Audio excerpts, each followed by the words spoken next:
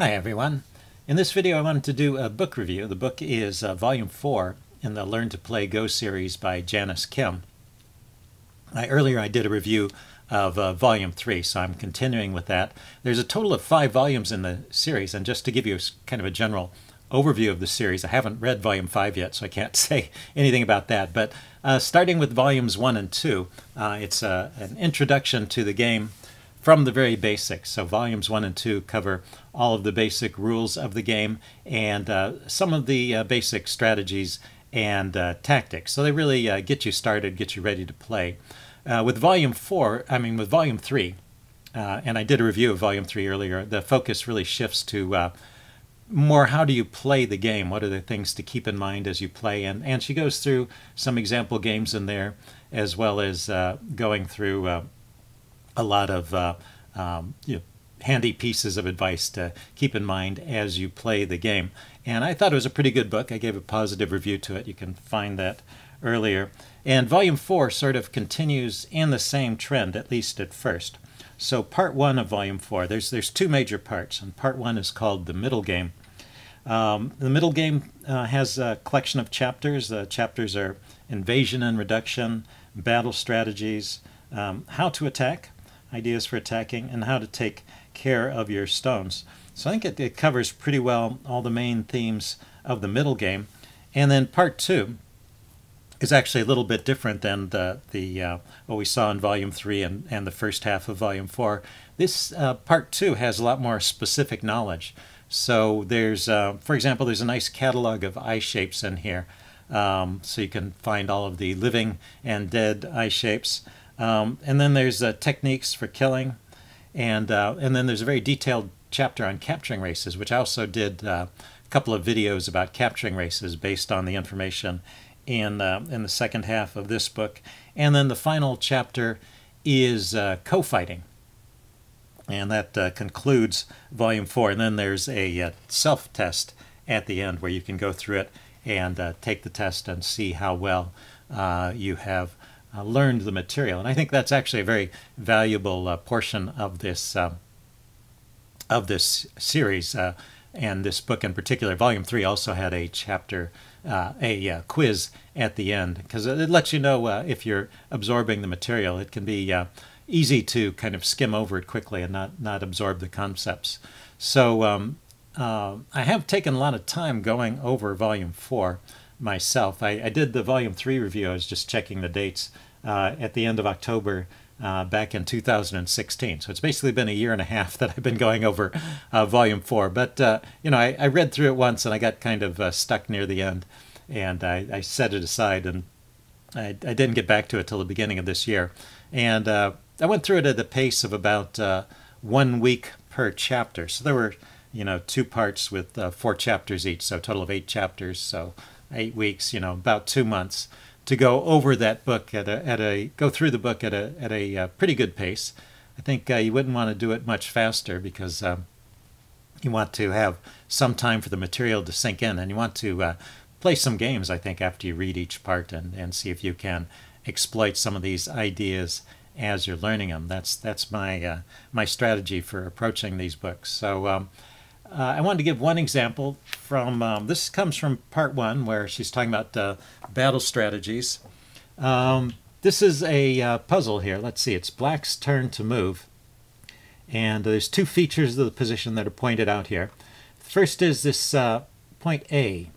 If White plays at A, then it's threatening to kill this group, and if you connect, then the whole group gets lost. So this group over here is in danger, and it's Black's turn to move. And then the second point is that this stone over here is also in danger. So the question is, what should you do? It's your turn as Black. What's your best move here? So pause the video if you want some time to think about it. I think it's worthwhile putting some thought into it. But I'm going to start giving the answer away now. So at first you might think this is just a trick question. You can save this group. If you play here and White attacks, then you can connect. So it's possible to save that group, and you might think that saving those stones is the way to go here. So if you answered that, you have my sympathies, but that is not the correct answer. And the correct answer is to play here and save that one stone. And let's back up and take a look at this and see if we can figure out why. What is the importance of this stone? And the importance of that stone is that it's cutting white's groups into pieces. Whereas even if you save these stones over here, I mean, this is 1, 2, 3, 4, 5, 6. That's 6 stones that white gets 6 points by capturing, plus 8 points of area or 7 points of area when white takes there. So that's a total of 14 points altogether that that white is gaining when you ignore the threat over here and play over here. So what do you get in exchange that's worth 14 points? Well, the point is that these two groups are never getting connected back together. Notice that there's no other white stones down here. So it's not possible to surround and capture these two stones, which means that, let's give a marking tool. It means that these stones here are going to be cut off from these stones over here. And now white now has a choice. It's white's move. White can play something like playing out here to try and save these stones, but well, black can then surround and try and capture these stones. Or white could play a different way. White could play here, maybe trying to put pressure on these two stones and make it easier for these stones to branch out into the center. Black can keep extending, and basically these stones here get killed. This group of 3 stones here can't survive, and so black has gained territory over here, while white has still got a group that has no. This group still has no eye space and has to run up to the center, and black can still gain profit by attacking that group. So that's an example of the kind of topics that she covers. I didn't give you the chapter title because that might have given it away, but that was under the title for that section was called Identifying Key Stones.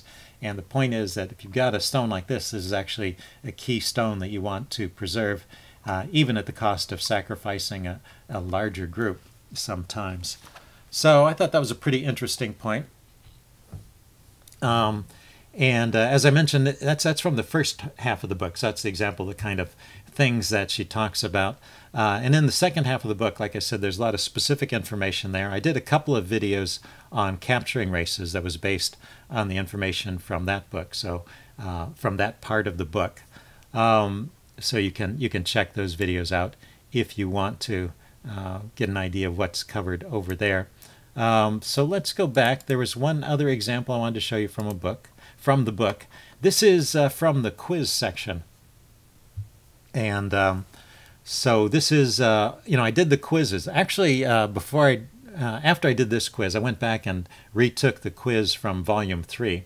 And I had improved somewhat. Let's see, I think I'll return to that point at the end, talk about what my strengths and weaknesses still are based on these self-assessments.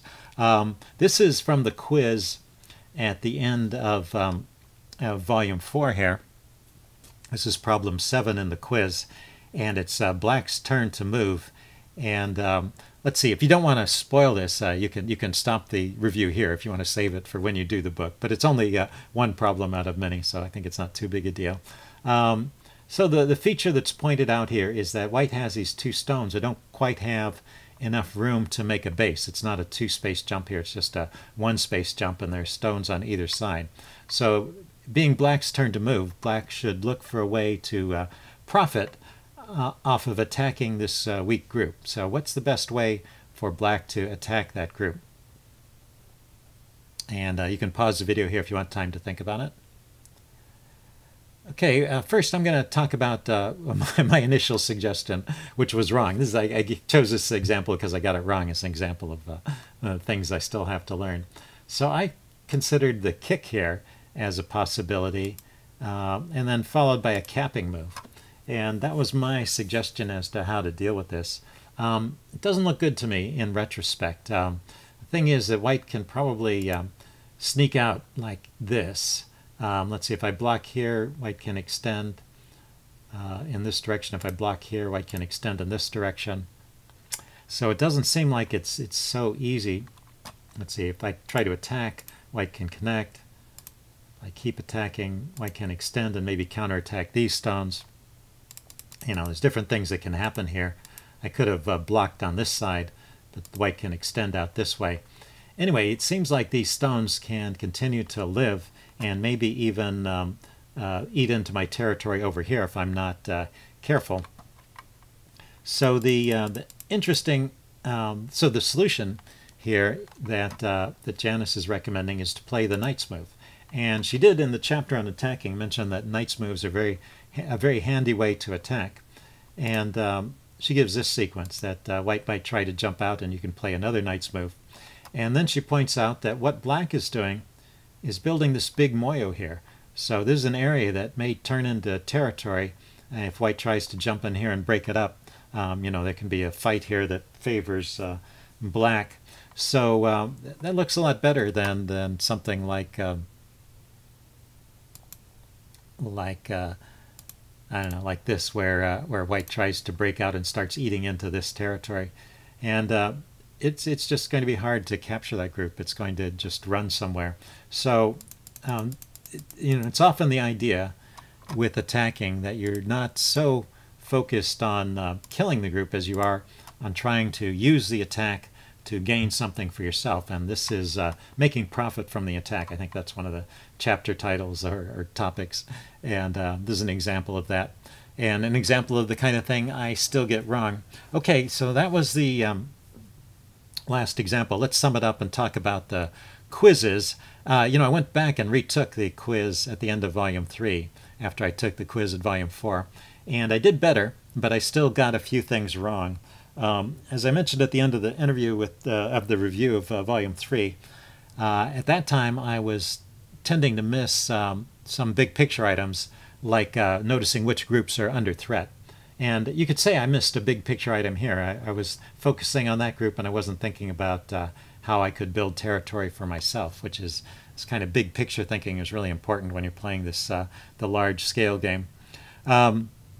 But I had gotten better. I had solved a lot of those problems. I got those right when I had gotten them wrong before. There were still mistakes I made, and there were a number of mistakes I made in the quiz at the end of Volume 4. Although I did overall, I got an excellent score. So I got 21 points out of 28, which she rated as excellent. And the things I still get wrong, well, you saw I got this one wrong, but more often, you know, they are calculation errors. I still have problems calculating complicated life and death problems, and so that's just something I need to work on. But in any case, I think I did pretty well learning the material in this book, and I'm looking forward to Volume 5. So let's sum up my impressions of the book. I give it a positive review overall. I think the first half of the book continues with some of the ideas that Volume 3 was trying to convey, and just teaching you more how to think about the game, particularly during the middle game.